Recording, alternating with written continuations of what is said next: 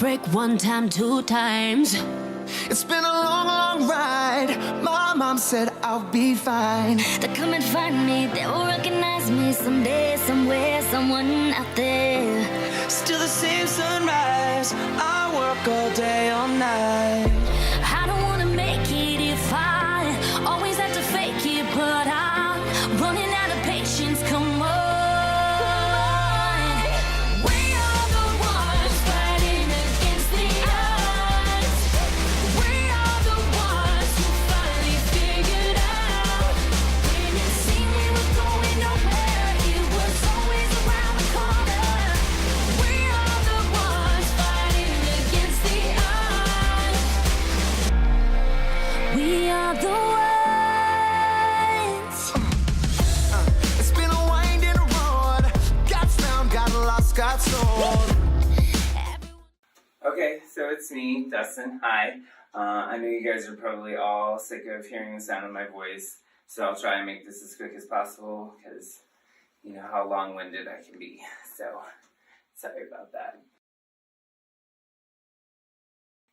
So to start off, I have been in a leadership role for a while, and although it didn't necessarily come naturally to me, somehow just my general, I guess, enthusiasm and love for people just kind of translated into that. So I think I was already kind of doing a pretty good job before this class, but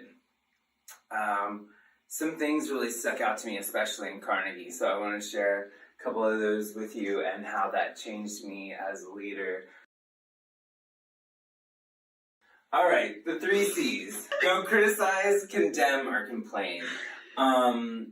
I found myself not necessarily outwardly criticizing people to their face, but more or less kind of doing it behind their backs. And just, I think either way, when I think about it and just the negativity that brings to you, I think it's just all around, whether you're actually criticizing somebody to their face, which is obviously awful because people are just going to start defending themselves and then you're in a fight and then it's just a whole mess and you don't want to deal with that. But also just being negative internally, it's just bad.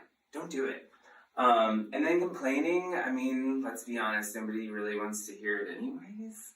So, yeah, because everybody's got their own stuff. So that's something I got to work on too, because, you know, I'm sensitive. And so when, you know, I'm, you know, feeling some kind of way, I tend to complain about it. So I'm definitely going to work on that. I don't think I've ever condemned anybody, but, you know, let's just not do that. I spent so much of my life and even my, you know, current career just thinking about what everybody else was thinking about me, and that just kind of driving me insane, stressing me out. And so just the way that they put it into words in the book just, you know, just resonated with me. And I think if you just keep thinking that you're that person that you want to be, then, you know, your subconscious is going to take over and you're just going to be that person. You become that person. I truly believe that. So that's something that definitely stays with me. Admitting when I'm wrong.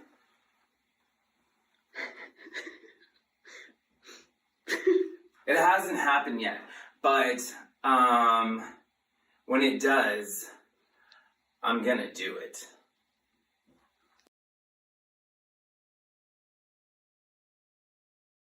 Hi, I'm Kira. So my first job, I was a lifeguard. During the interview process and everything, and like the first couple of years that I was there, she was like a really great boss. You know, she seemed fair and everything like that. And I worked like maybe 15 hours a week.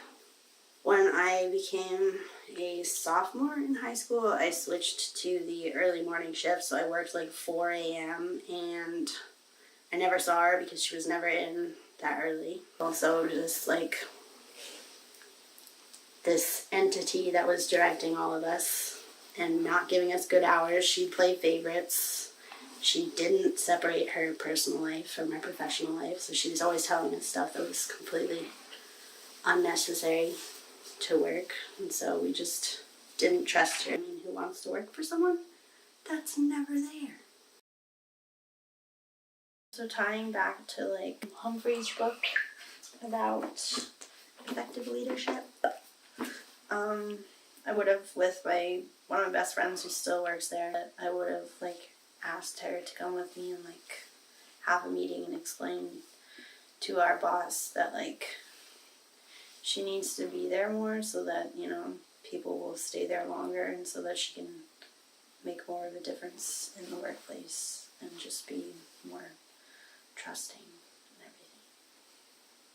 And I found a quote that I put in one of my blog posts that says, "Leadership is about making others better as a result of your presence and making sure that impact lasts in your absence." And Sheryl Sandberg, COO of Facebook, said that, and if I said that to my boss, she has no presence. So whenever people quit, it's not a lasting impact in their lives. I would have to say the best leader that I worked under is the boss that I have now at Dodd Auditorium. He's pretty much always there at like every single event that we have, and he gets involved too. He doesn't just watch us do stuff, like he'll direct us on what to do and then he'll walk us through it and do it with us. So he really gets himself involved in everything, and he helps people if they need it, and he's there. The kind of leader I strive to be is one that's like my current boss, and I just try to, instead of directing my coworkers, because I'm a student supervisor and they're also students, so it can be kind of awkward sometimes when I'm telling them to go do this, especially when some of them are also seniors like myself.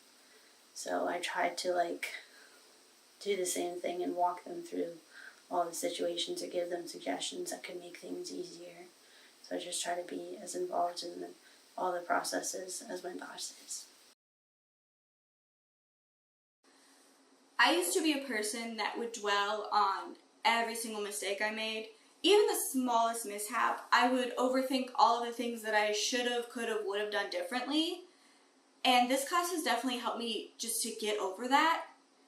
We all make mistakes. You know, you just kind of have to go out and do better next time. And I think that's really important to know as a leader, because if you're stuck in the past, you can't focus on the future.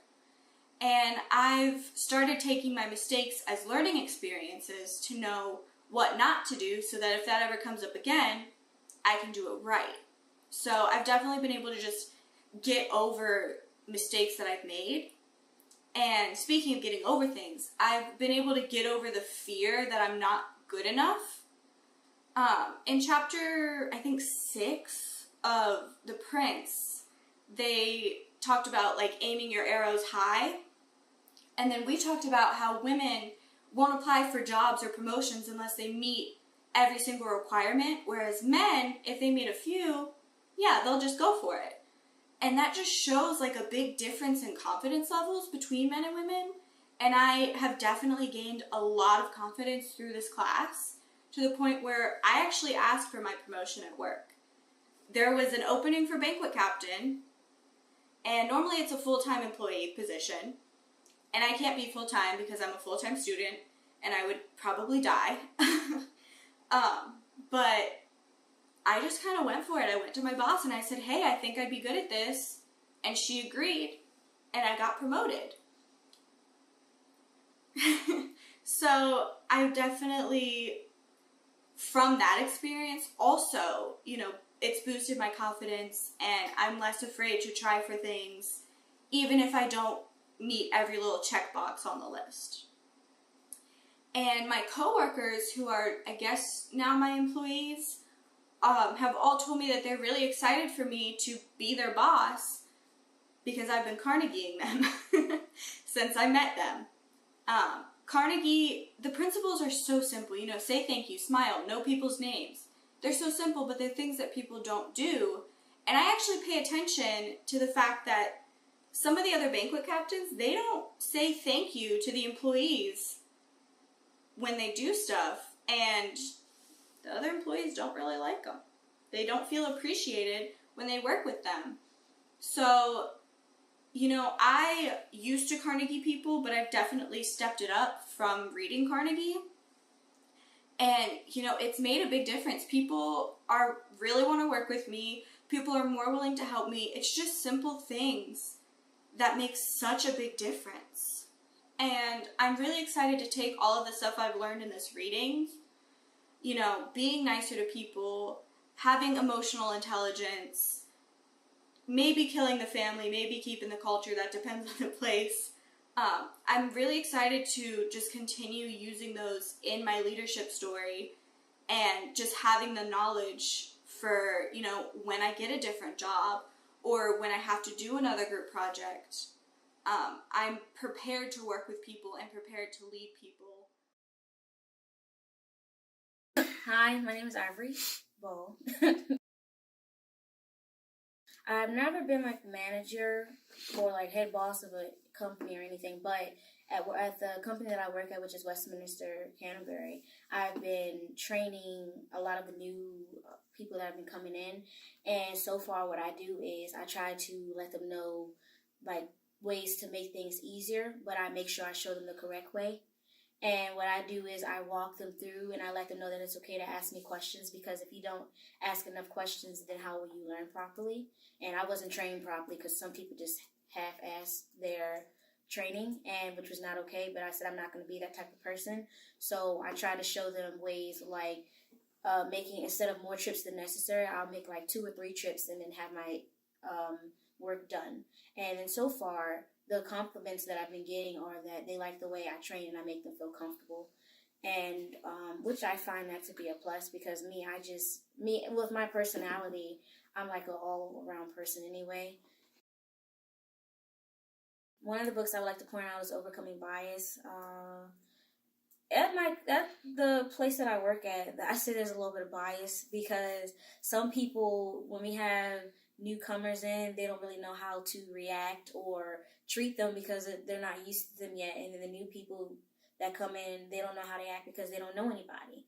But as far as I'm concerned, I talk to them and I get to know them and let them know who I am, so they'll feel just as comfortable as ever in that working environment. And you have to like set aside your biases, because you can't treat people unfairly and say you need to treat people equal as you want them to treat you. Hi, I'm Megan. I took Dr. Gower's class this semester to gain more leadership skills because I am a supervisor at the dining hall on the 4th floor of the University Center. I feel like as a younger supervisor, I have to watch my P's and Q's and make sure that everything's going well and make sure that the older employees are also listening and they respect me. And I feel like this class has helped me learn how to gain that respect through them, because we have all these different perspectives in the class that have spoken on different topics that have helped me shape into the leader I want to become. And also it has taught me how to deal with certain issues without getting as frustrated as I normally do, because like in the book Carnegie says, do not criticize, complain. And I used to complain a lot over a lot of issues that happen, but throughout this semester I don't complain as often and I just do what needs done, and then everything runs smoothly. And also I learned a lot from one of my favorite books that I read this semester, which was How to Win Friends by Dale Carnegie.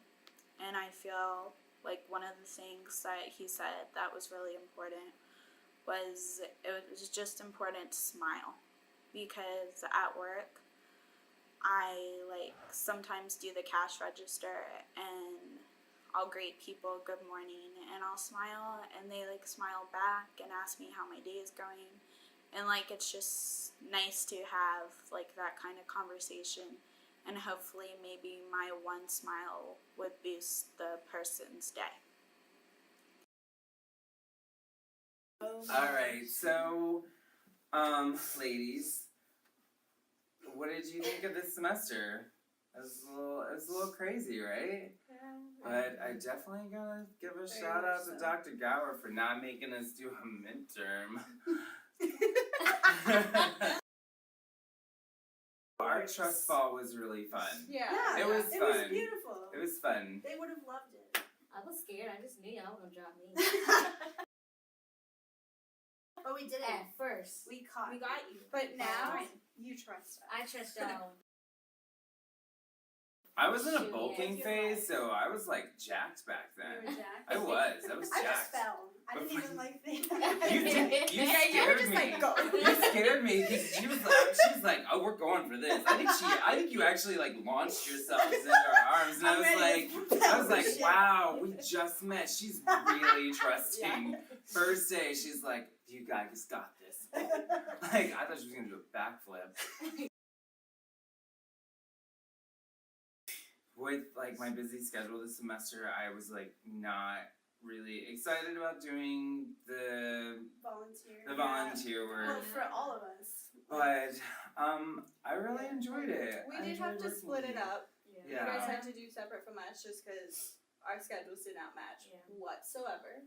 So we never actually volunteered together as a group. I mean, But we made it work. We Yes. we volunteered as It a worked. group we volunteered in groups. in groups. In Yes. groups. Yeah, that's how that worked. And then like I got to know you really well, and that was fun. And We you got and some I are great Facebook shit, so- besties now, Yes, and that's glorious. awesome. Love it. Beautiful moments. My main takeaway was the best way to break glass is throwing other glass at it. And it just Yeah. shatters, you know? So It if was you so if you want to therapeutic. like break plates or something, go to Goodwill. You can break You shit. go all volunteer day. there. Volunteer on the outlet side. Yeah, don't go on the. The What was- retail what was her side? name? Dominique. Go see Dominique. Go Yeah. see Dominique. She'll let you break stuff. Yeah. Well, Don't go on the floor. Those people are nuts. well, from the homeless shelter called. What was it called? The Thurman Center. Well, from that center, I learned you can make a lot with Play-Doh. It's great. Yeah, we had like a whole meal. Yeah. What? I was I already making made like I was she made us a making hamburger teacups and teacups. hamburgers, and Oh, I that's had a so candle. I was sitting Huh. in little kids. Look, they just got in the group too and started bringing out the creative side. Oh, and When they they gave weren't us running around. milkshakes. We had Play-Doh milkshakes. Those were pretty Yeah, it good. was great. Those are pretty good. delicious. But it was nice seeing the smiles on their Nutritious face. and delicious. But I mean, it was nice seeing their smiles on their face. Like, even though they know like they don't have a place to stay, they still made the best of it. So And then I was like also kind of sad because like some of the kids that I started with, they like actually moved out and like got a home. Oh. So like Well, I that's mean it was great, sad though. because like I didn't see them anymore, but it was like also I was happy for them. And I was like, I'll go you guys. I know I have, like, just listening to, you know, people that are much younger than me talk about issues and just, you know, that, I don't know, that it was just nice knowing that there's a new generation with, like, fresh minds that are really going to change things and are actually driven and not like my husband likes to think. See, I think having like the older perspective in the classroom, having people that are in the workforce, Oh. really gives like a different Oh, I'm in it. perspective because you know it's like technically it's leadership and theory, yeah. but you know a lot of Just stuff like you it guys owns have you. lived. It does own me. I've been 12 years at Target. Well, it taught me, shoot, I changed. Going from like Westminster, I was like, I didn't know what the hell I was doing. To be honest. I mean, I was lost. I was like, I don't know what I'm doing. And then it's like the more and more you there, then it was like, oh, you start getting the hang of things. And then you start realizing that some people are fake as hell. Yep. And then it was like, I'm like, I don't know how I'm gonna like do with people like that, because some people, like, some were rude and then some are nice, but then you have favoritism, which goes to bias. But I feel like you shouldn't be biased to, you should be like treat everybody equal. But some felt like because they had a higher position than the rest of us, that they could treat us any kind of way. So I outsmarted their asses by going Carnegie. I was like, I'm gonna go to the manager. If manager doesn't do anything, I'm gonna go higher up. And then when I went to higher up, that's when it brought them back down to earth. And I know you can't treat people like rude. You need to. At the end of the day, you're an adult. You need to be professional with it. And now they walk on pins and needles and eggshells around me because they don't mind letting Because know what's going It's on. better to be feared Yes. than loved. Yes. I mean, would go with the prince And don't get me again. wrong, I respect everybody. Like, I respect everybody and people respect me, but it's just, you can only take with so much. Yeah. And then it's like it's like they forget, like, they were once in our position once, sometime too, and it's like, you need to step back and you need to just relax and stop being like trying to be over and above, because you still got, like, you got skeletons in your closet too, so. Yeah, no, saying they need to remember, like, I have people at my job that when a new person messes up, they get so mad. I'm like, you messed up your first few times here. Exactly. Yeah. Like, you need to give them respect, be nice to them, Yeah. tell them thank you when they do stuff right. Yeah. Then they'll like you and stop quitting. Yeah. Yeah. They forget that, and it's so cliche, but that's where you learn everything is in the mistakes. Well, not everything, but that's where you learn the most is from those mistakes that you made. Like, those are the things that really stick with you because you're like, oh man, I really messed that up. Like, I don't want to do that again. You know, that girl lost an arm. Yeah. Or next time, I'll put that sign up. Next time. Or, I mean, it could be like how people, the way they might be trying to, like, critique you and show you what to do, but it's like the way you have to do it, like, or the way you should do it. Yeah. Because some, they think they're coming off, like, cool and laid back and chill, but they come off as rude as hell. Yeah, they think they're helpful, and but it's like, London, it's like, there's a better way to tell me something or anybody else something without being a bitch about it, you know? yeah. How to make friends and influence people. Yeah. I mean, that was Carnegie definitely, oh yeah. Carnegie the hell out of them. I think if I got anything out of this class is that it doesn't matter how different we all are. And I definitely think it was a really diverse group. We can all have different opinions and different leadership styles and everything else, but still learn to be respectful of each other. I don't think there was once, and with all those different opinions going around the room, I don't think there was once where anybody like shut somebody down or argued or got rude with another. And you know, especially with some of the topics we talked about, that, I mean, could have happened easily, but you know, everybody was really respectful of each other, and I think that in itself is a learning moment. And, you know, maybe that comes from our readings Yeah, and it shows stuff. what like a healthy environment should be like. Yeah. Yeah, I mean, we overcame our biases and everything that we might have potentially had against other people in the class because everybody was, the floor was open. There was no judgment Yeah. for anyone. You could say what you wanted to say, and no one would say that's stupid. They would just, you know, So it's like, well, I don't agree with that, they would but just build off of what Yeah. you said. And I'm not gonna lie. I talked to Dr. Gower earlier today about it. I was like, the two vets, you know who you are. I was like, man, those two guys look really intimidating. They're scary, and I was just like, wow, you know, because I'm obviously so, you know, out there. I was like, oh man, these guys, they're gonna judge me or they're gonna beat me up after class. But they were actually like, and that was a bias I had because I was like, oh, you know, macho Marines, you know, whoa, scary.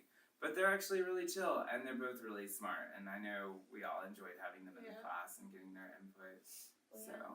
And mine, I was like scared to talk in class because I have a fear of speaking in front of a big crowd of people. ditto. And then I was like, I don't know like, if I say what they're gonna say, and then just sitting back and seeing how everybody listens to each other or adds on to it, I was like, wow, so this is not bad. And then I started like talking a little bit more, Yeah. and it was like, and then people be cracking up and everything. I'm like, all right.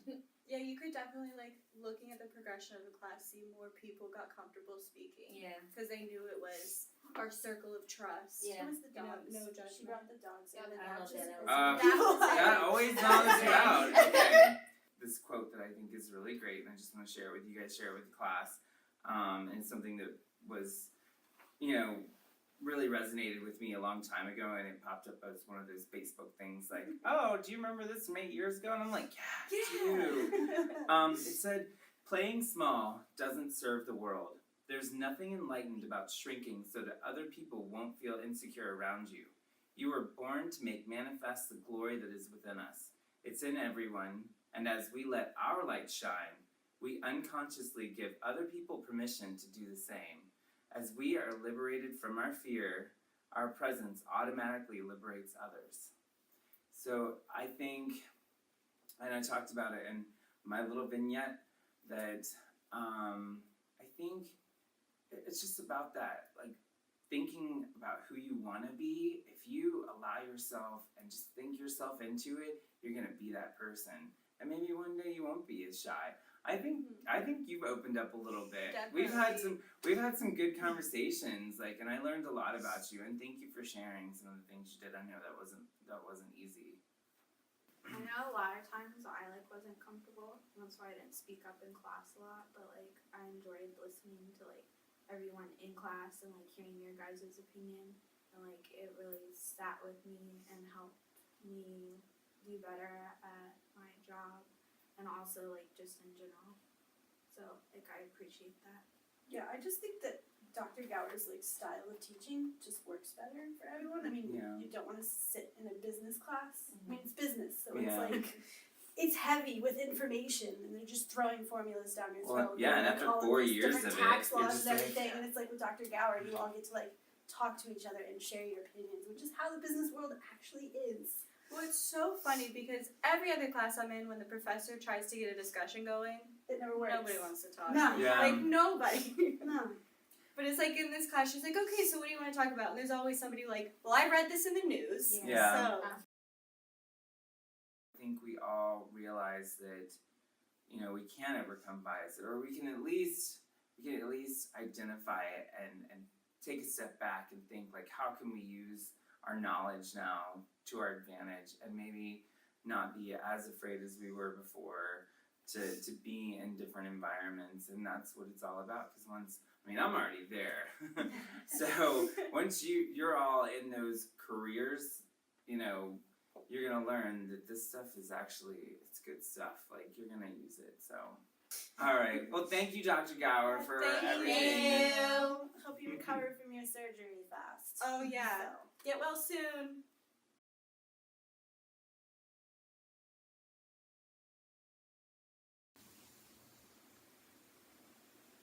I took your advice, Dr. Gower.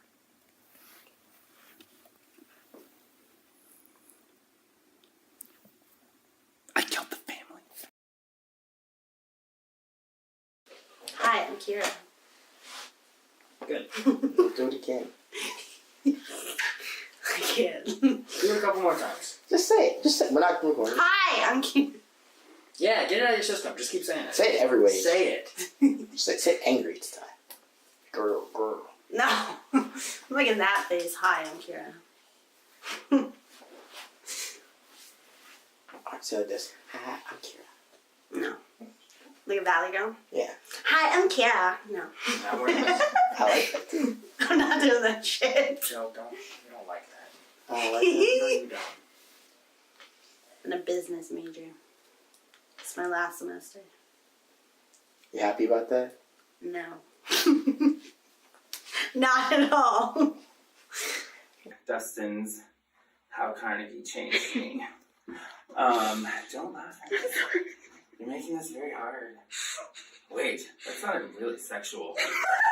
Alright, let's back to business. Stop it. So that's Criticize, condemn. that's right. Is it Hi recording world. right now? Yes. Welcome to our channel. I'm ready for my close-up. Like and subscribe. Just get on the table. Dancing for money. Do what you want me to do. I'm your private dancer. We all gag you. It's not even. We were having real good discussion and we set up the camera.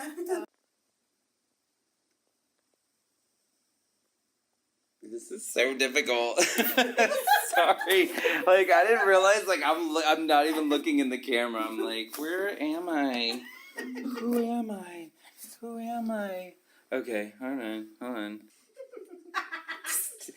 You guys. Okay, well, I guess this is going in the bloopers.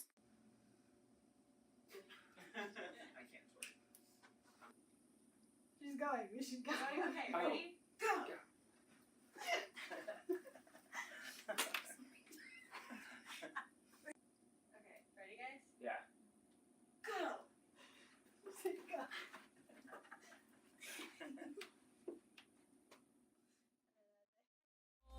Can't see these hard times go. They come and find me, they gon' recognize me someday, somewhere, someone.